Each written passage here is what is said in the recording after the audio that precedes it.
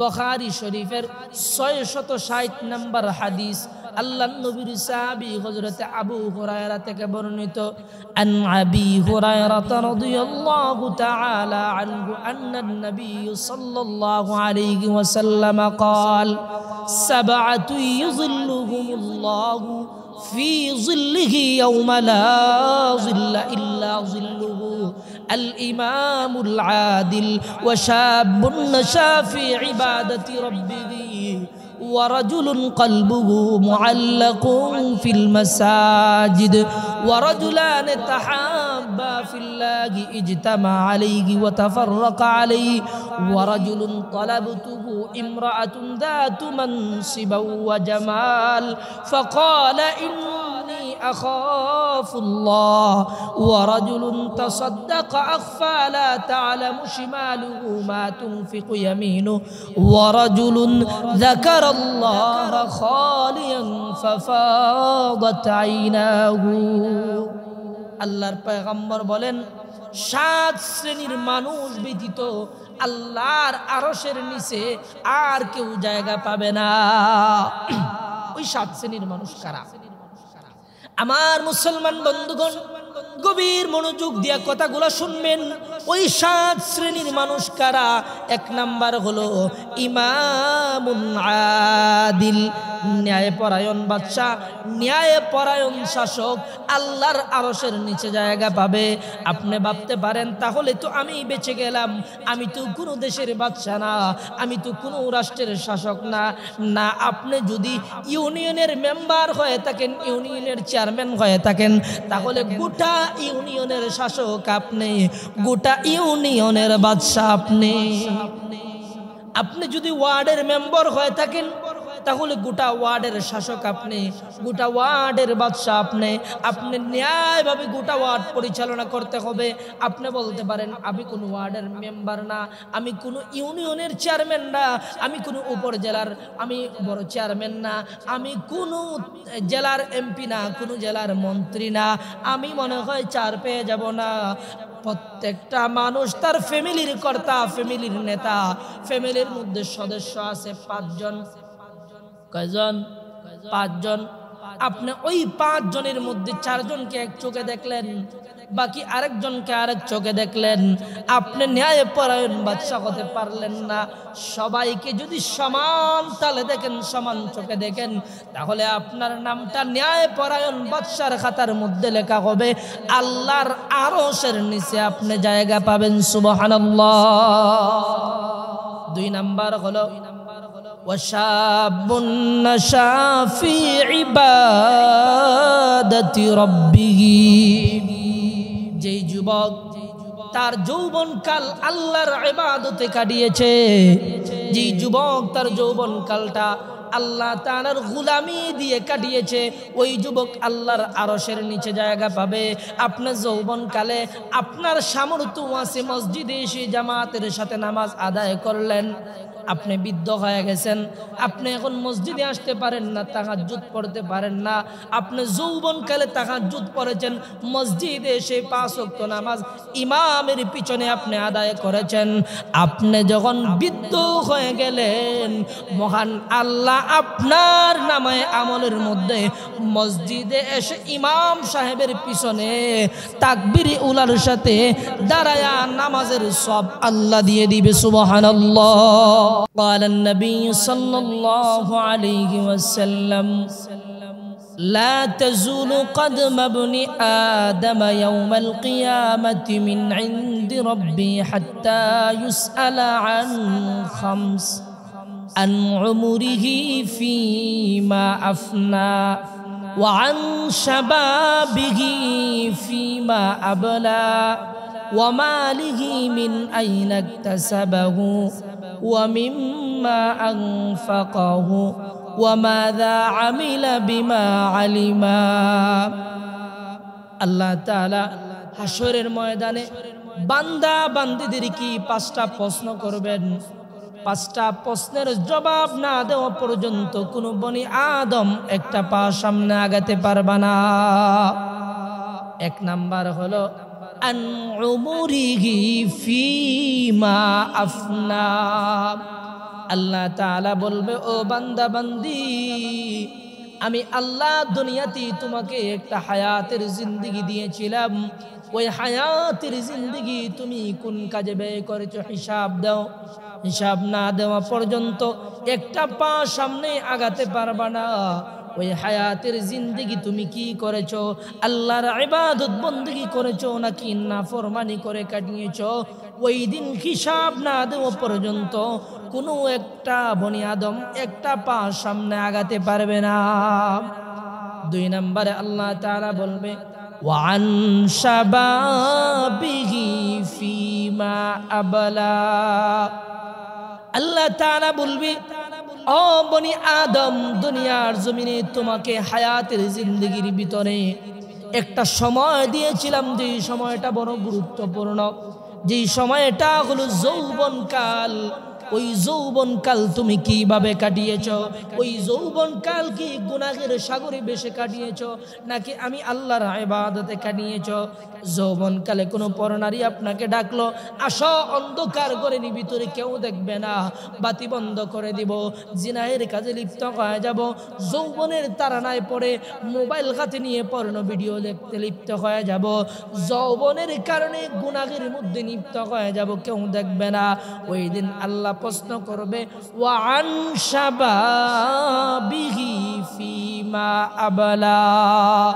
বনি আদম এই প্রশ্নের জবাব না দেওয়া পর্যন্ত সামনে আগাতে পারবে না। 3 নম্বরে আল্লাহ প্রশ্ন করবে, ওয়া মালিহি মিন আইনা ইকতাসাবাহু। দুনিয়ার জমিনে আপনি কিভাবে ধন সম্পদ অর্জন করেছেন? ধন সম্পদ কিভাবে আপনি সঞ্চয় করেছেন? হালাল পন্থায় নাকি হারাম পন্থায় ধন সম্পদ অর্জন করেছেন? এই হিসাব না দেওয়া পর্যন্ত একটা পা সামনে আগাতে পারবেন না। এরপরে 4 নম্বরে প্রশ্ন করবে, ওয়া মিম্মা আনফাকাহু।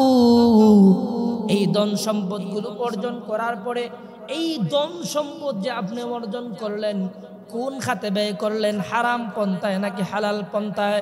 জুয়ায় আড্ডাবাজি করে ধন সম্পদ নষ্ট করলেন নাকি মদের আড্ডায় ধন সম্পদগুলো নষ্ট করলেন?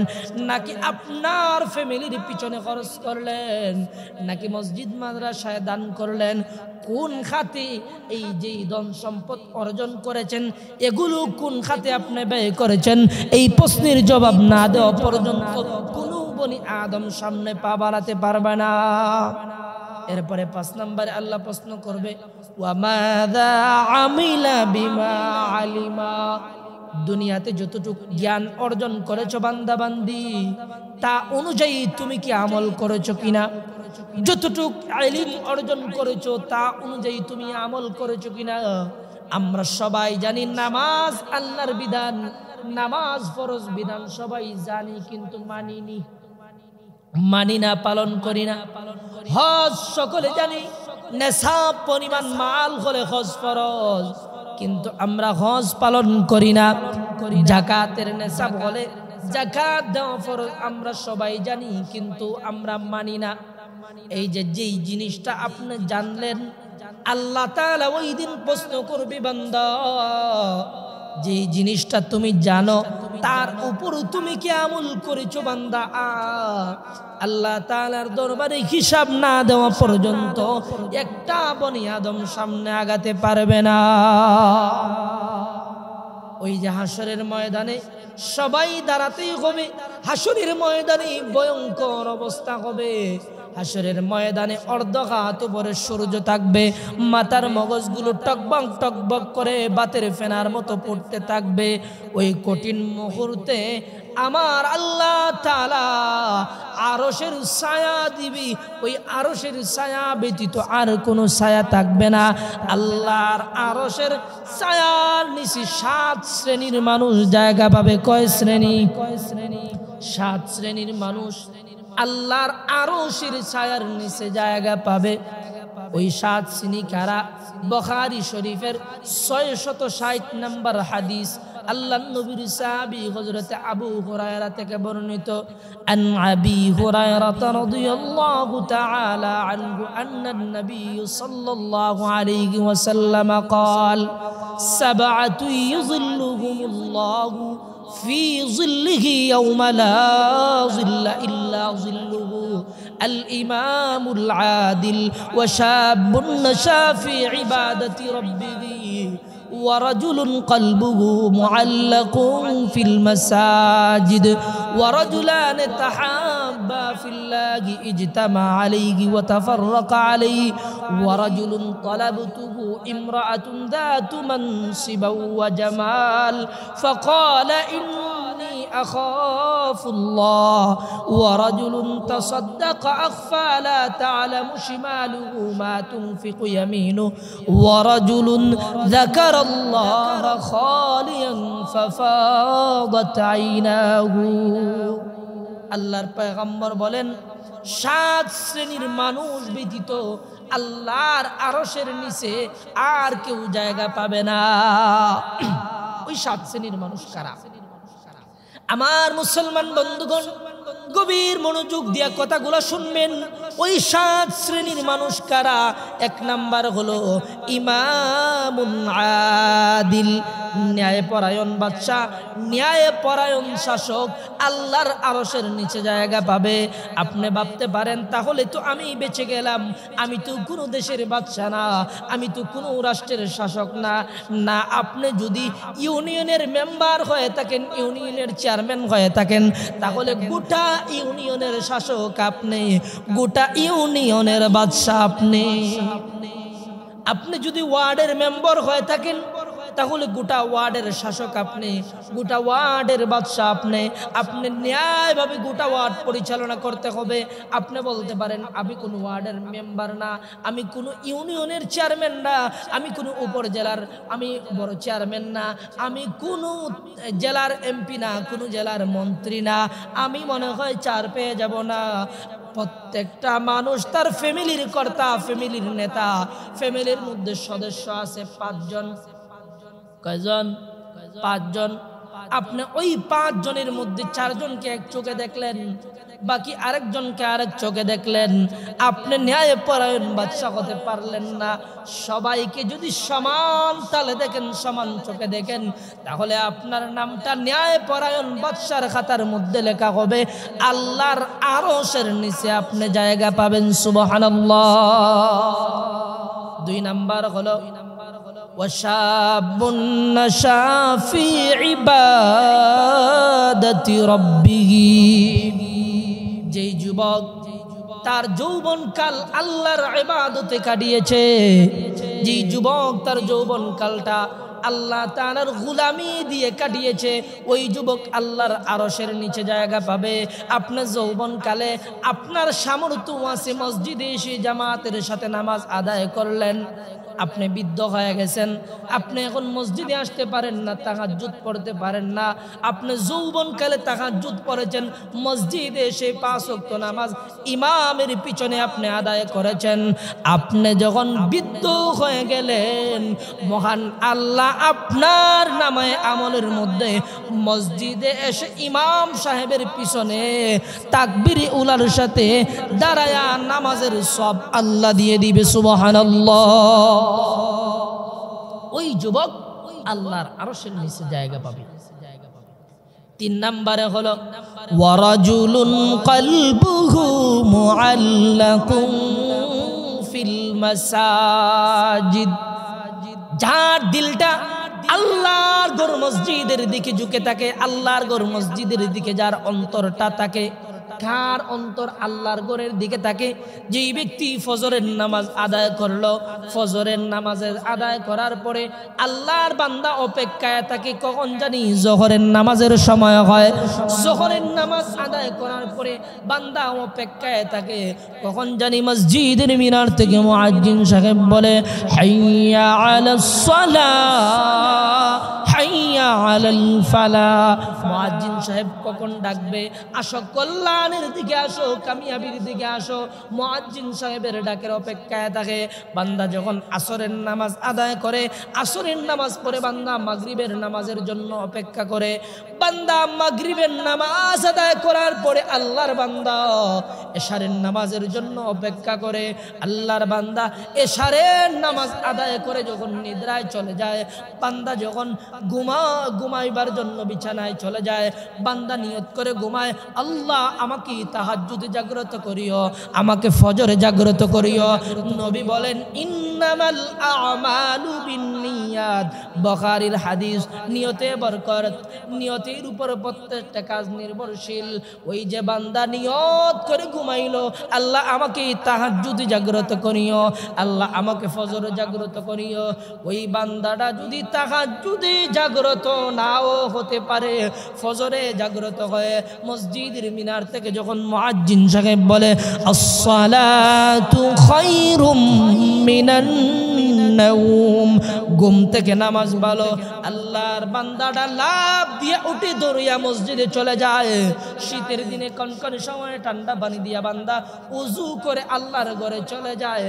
নবী বলেন ওই যে নিয়ত করার কারণে মহান আল্লাহ তাকে তাহাজ্জুদের নামাজ আদায় করার সব আল্লাহ তার নামায় আমলে দিয়ে দেয়। সুবহানাল্লাহ। যার অন্তরটা, নবী বলেন ওয়ারাজুলুন কলবুহু মুআল্লাকুন ফিল মাসাজিদ, যার অন্তরটা মসজিদের সাথে ঝুঁকে থাকে, মসজিদের সাথে যার সম্পর্ক ভালো। মসজিদের সাথে সম্পর্ক কি জুয়াকুরের, মদকুরের, গাঞ্জাকুরের নাকি নামাজির? নামাজি আল্লাহর বান্দার মসজিদের সাথে সম্পর্ক।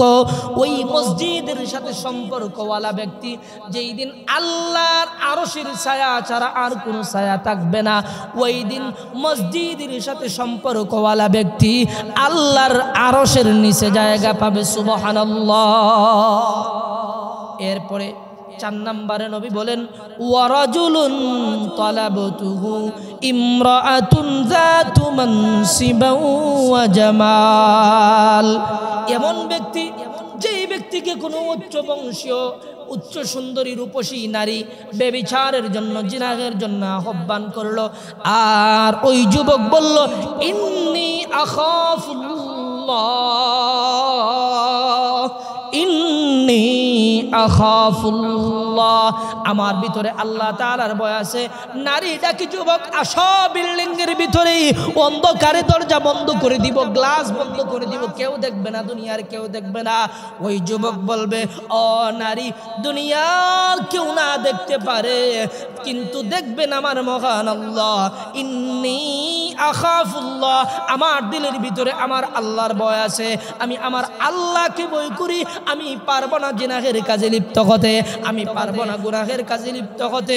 ওই যুবক আল্লাহর আরশের নিচেই জায়গা পাবে। সুবহানাল্লাহ। এরপরে 5 নম্বরে ওয়ারাজুলান তাহাব্বা ফিল্লাহি ইজতামা আলাইহি ওয়া তাফাররাকা আলাইহি, দুইজন ব্যক্তি একজন আরেকজনকে ভালোবাসে, হুব্বুকা ফিল্লাহ, আল্লাহর জন্য। একজন আরেকজনকে মহব্বত করে, কার জন্য? আল্লাহর জন্য। এই যে দুই ব্যক্তি একজন আরেকজনকে ঘৃণা করে আল্লাহর জন্য, একজন আরেকজনকে মহব্বত করে ভালোবাসে, সেটাও আল্লাহর জন্য। ওই ব্যক্তি কঠিন মুহূর্তে হাসরের ময়দানে আল্লাহর আরশের ছায়ার নিচে জায়গা পাবে। সুবহানাল্লাহ। এরপরে 6 নম্বরে নবী বলেন ওয়ারাজুলুন তাসাদ্দাকা আখফা লা তা'লামু শিমালুহু মা তুনফিকু ইয়ামিনু, ওই ব্যক্তি, যেই ব্যক্তি আল্লাহর রাস্তায় দান করে, সেই ডান হাত দিয়ে কি দান করলো তার বাম হাত জানে না। অতএব গোপনে দান করা আমার আল্লাহর কাছে পছন্দ, গোপনে দান করা এটা আল্লাহ পছন্দ করেন। গোপনে দান করনেওয়ালা ব্যক্তি আল্লাহর আরশের নিচে জায়গা পাবে। তার মানে দেখায় দান করলে আল্লাহর পছন্দ না এমন না। আপনি দেখায় দান করবেন, মসজিদে আপনি 1000 টাকা দিবেন, আপনার দিলের ভিতরে নিয়ত থাকতে হবে এই যে আমি 1000 টাকা দিব মসজিদে, আমার এই দান করা দেখে যেন আরেক মুসলমান ভাই, আমার আরেক ভাই মসজিদে 2000 টাকা দেয়, এমন মনোভাব যদি আপনার আমার ভিতরে থাকে সেটাও আল্লাহর কাছে পছন্দ। কারণ দান খয়রাত দেখায়া করলে মনে অহংকারী আসতে পারে, তকব্বরি আসতে পারে। গোপনে দান করা আমার আল্লাহর কাছে পছন্দ। গোপনে দান করলে মহব্বত, গোপনে দান করলে অহংকারী আসবে না। গোপনে দান করাটা আল্লাহর কাছেই পছন্দনীয়। যেমনি ভাবে তাহাজ্জুদের নামাজ আল্লাহর কাছে পছন্দ, কারণ তাহাজ্জুদের সময়ে সকলেই ঘুমিয়ে থাকে, আমার আল্লাহ নিচের আসমানে আসিয়া ডাকে, আরে বান্দা আসনি কোনো বান্দা বান্দি, আসনি কোনো বান্দা বান্দি সমস্যার মধ্যে, আসনি কোনো বান্দা বান্দি ঝামেলার মধ্যে, আসনি কোনো গুনাহগার বান্দা বান্দি গুনাহ করে ফেলেছো, আসনি কোনো বান্দা বান্দি ঋণগ্রস্ত ঋণ করে ফেলেছো। ওই যে তাহাজ্জুদের সময় আমার আল্লাহ নিচের আসমানে এসে ডাকে, ওই সময় আল্লাহর ওলি যারা, আলা ইন্না আউলিয়া আল্লাহ, যারা যারা আল্লাহর ওলি, তারা তখন তাহাজ্জুদের সময় উঠিয়া আল্লাহর কাছে চায়। ফরজ নামাজ পড়লে মসজিদে যায় পড়বেন, মানুষ দেখে, এটার মধ্যে রিয়া অহংকারী আসার সম্ভাবনা। কিন্তু তাহাজ্জুদের সময় আপনি উঠলেন, তাহাজ্জুদের নামাজ পড়লেন, ওটা কেউ দেখলো না, দেখলেন কে? আল্লাহ। আমার আল্লাহ দেখলেন তাহাজ্জুদের নামাজ আমার আল্লাহর কাছে পছন্দ। অতএব গোপনে দানকারী আল্লাহর আরশের ছায়ার নিচে জায়গা পাবে। সুবহানাল্লাহ। এরপরে 7 নাম্বার হলো ওই ব্যক্তি, যেই ব্যক্তি নবী বলেন ওয়ারাজুলুন যাকারাল্লাহা খালিয়ান ফাফাদাত আইনাহু।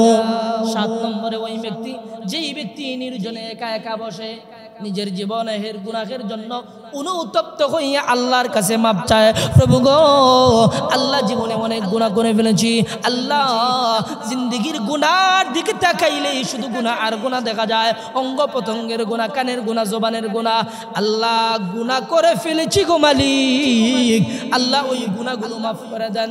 ওই যে আল্লাহ তাআলা কোরআনে বলে দিয়েছেন, কুল ইয়া ইবাদিয়াল্লাযীনা আসরাফু আলা أنفسهم لا تقنطوا من رحمة الله إن الله يغفر الذنوب جميعا إنه هو الغفور الرحيم।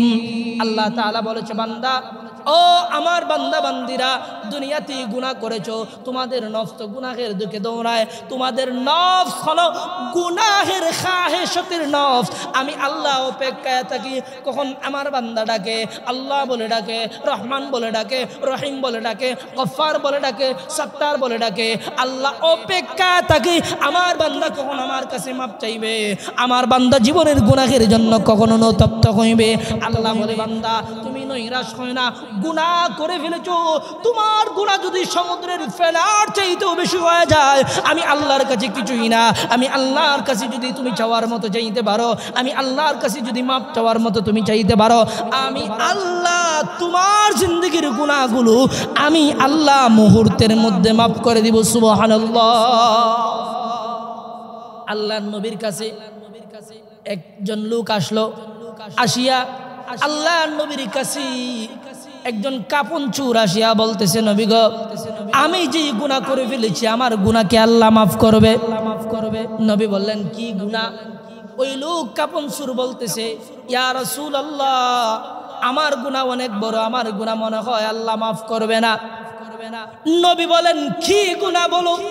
তোমার গুনাহ আল্লাহ মাফ করবে না, তোমার গুনাহ কি আল্লাহর আরশের চাইতে বড় নাকি? বলে, হা হা, আমার গুনাহ আল্লাহর আরশের চাইতে বড়। আল্লাহর আরশের চাইতে বড় হলে আল্লাহ মাফ করবে। এবার বলে, না গো ও নবী, আমার গুনাহ মনে হয় আল্লাহ মাফ করবে না। কি গুনাহ করেছো? তোমার গুনাহ কি আল্লাহর কুরসির চাইতেও বড় নাকি? বলে, হা হা, আমার গুনাহ আল্লাহর কুরসির চাইতেও বড়। তুমি আল্লাহর কুরসির চাইতেও বড় গুনাহ যদি তোমার হয়ে থাকে, আল্লাহর কাছে মাফ চাইলে আল্লাহ তোমারে মাফ করবো। কি গুনাহ করেছো বলো? এমনি কাফন সুর বলতেছে, ইয়া রাসূলুল্লাহ, ইয়া হাবিবাল্লাহ, রাসূলুল্লাহ, ওগো নবীজি, মক্কা নগরীতে যত নারী পুরুষকে দাফন করা হইতো গন্ধকার গভীর রজনীতে, আমি তাদের কবরস্থানে যাইতাম, যায়ার গভীর রজনীতে আমি এই কবরগুলো খনন করতাম। কবর খনন করিয়া ওই মাইয়িতের শরীর থেকে কাপড়টা উড়াইয়া নিয়ে আসতাম। আল্লাহর নবী আশ্চর্য হয়ে গেলেন, কি ব্যাপার, কি বলো?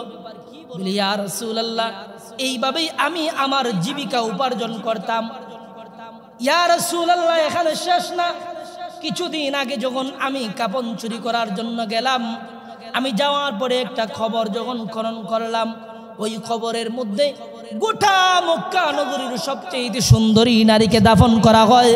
আমি ওই নারীর সৌন্দর্য দেখে আমি আমার লোভ সামলাইতে পারি নাই, ওই নারীর শরীর থেকে কাপড়গুলা উঠায়া আমি ওই নারীর সঙ্গী জিনা করে ফেলেছি। নাউজুবিল্লাহ।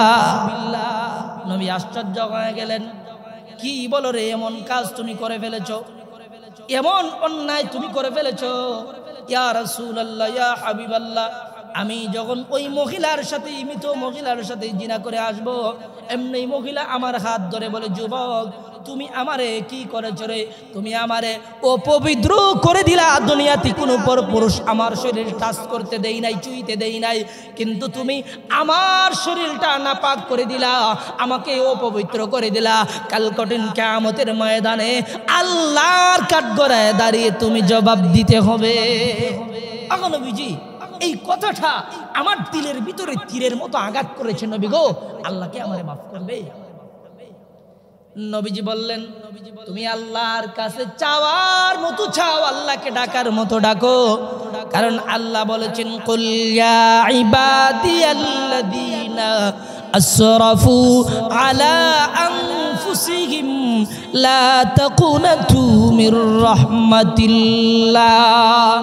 ও আমার বান্দা বান্দিরা, তোমরা আমি আল্লাহর রহমত থেকে তোমরা নৈরাশ হইও না। ওয়াযাকারাল্লাহ খালিয়ান ফাফাদাত আইনাহু, নির্জনে একা একা বসে পাহাড়ে জঙ্গলে যায় আল্লাহকে তালাশ করা শুরু করে দিলা, আল্লাহকে চাইলা, ওইগুলা আমার আল্লাহ পছন্দ করে, আর ওই ব্যক্তি আল্লাহর তরি জান্নাতের ভিতরে যাবে, আর ওই ব্যক্তি পাবে আল্লাহর আরশের নিচে জায়গা। সুবহানাল্লাহ। শুধু তা না, হাসরের কঠিন ময়দানে অর্ধ হাত উপরে থাকবে সূর্য, তামার জমিন থাকবে, ওই অর্ধ হাত উপরে সূর্য থাকার কারণে মানুষের মাথার মগজগুলো টকবক টকবক করে বাতের ফেনার মতো উঠতে যেতে থাকবে। হাসরের ময়দানে কঠিন মুহূর্তে মানুষেরা উলঙ্গ হয়ে থাকবে। আল্লাহর নবী, বিশ্ব নবী রাহমাতুল লিল আলামিনকে আম্মা জান আয়েশা বলে, ইয়া রাসূলুল্লাহ, ইয়া হাবিবাল্লাহ, ওগো নবীজি, হাসরের ময়দানে আমি আয়েশা কি উলঙ্গ হয়ে উঠব নাকি? আল্লাহর নবী বলেন, ও আয়েশা, তুমি আয়েশাও হাসরের কঠিন ময়দানে উলঙ্গ হয়ে উঠতে হবে। আম্মা জান আয়েশা বলেন, ইয়া রাসূলুল্লাহ, ও নবীজি, আমি আয়েশা আপনি রাহমাতুল লিল আলামিনের স্ত্রী, আমি যদি উলঙ্গ হয়ে উঠতে হয় তাহলে আপনি নবীর সম্মান রইল কেমনে? আল্লাহর নবী বললেন, আয়েশা রে শুনো, ওই হাসরের ময়দানে মানুষের এমন অবস্থা হবে রে, মানুষের একজন আরেকজনের লজ্জাস্থানের দিকে তাকাবে তো দূরের কথা, নিজের শরীরে যে কাপড় নাই এটাই মানুষের খেয়াল থাকবে না। ওই কঠিন মুহূর্তে আল্লাহর আরশের নিচেই জায়গা পাবে বলেছি 7 শ্রেণীর মানুষ। আর 5টা প্রশ্ন, ওই 5 প্রশ্নের জবাব না দেওয়া পর্যন্ত কোন বনি আদম সামনে আগাতে পারবে না। লা তাজুলু কদমা বনি আদম ইয়াউমাল কিয়ামাতি মিন ইনদি রাব্বি হাত্তা ইউসআল আন খামস, আন উমরিহি ফিমা আফনা, ওয়া আন শাবাবিহি ফিমা আবলা, ওয়া মালিহি মিন আইনা ইকতাসাবাহু, ওয়া মিম্মা আনফাকাহু। মনে রাখবেন 5টা প্রশ্ন কি, এই 5 প্রশ্নের জবাব না দেওয়া পর্যন্ত কেউ যাইতে পারবে না।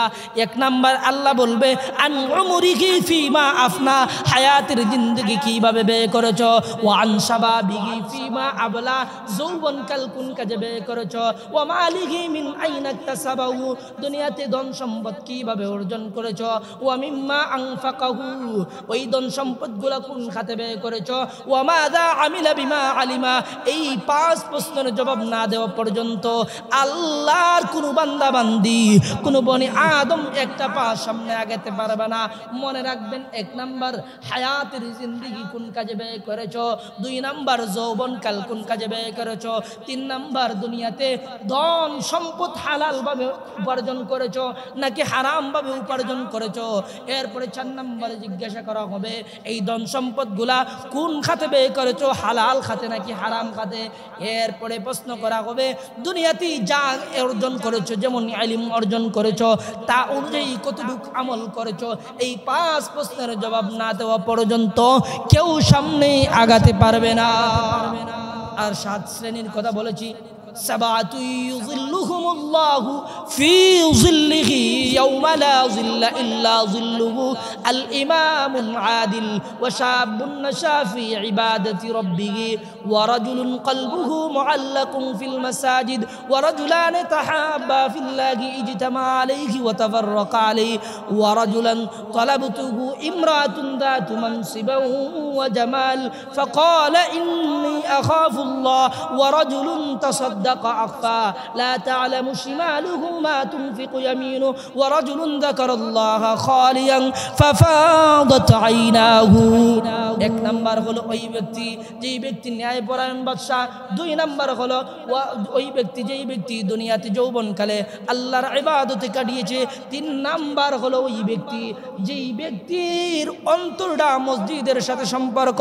4 নাম্বার হলো ওই ব্যক্তি যেই ব্যক্তি কাউকে ভালোবাসলো আল্লাহর জন্য, কাউকে ঘৃণা করলো আল্লাহর জন্য। এরপরে 5 নাম্বার হলো ওই ব্যক্তি যেই ব্যক্তিকে কোনো সুন্দরী উচ্চ বংশীয় নারী জিনাহের দিকে, বেবিচারের দিকে আহ্বান করলো। ওই যুবক বলল ইন্নী আখাফুল্লাহ, আমার দিলের ভিতরে আল্লাহর ভয় আছে। এরপরে 6 নম্বরে ওই ব্যক্তি ওয়ারাজুলুন তাসাদ্দাকা আখফা লা তা'লামু শিমালুহু মা তুনফিকু ইয়ামিনু, ওই ব্যক্তি যেই ব্যক্তি নিজে ডান হাত দিয়ে দান করলে বাম হাত জানে না।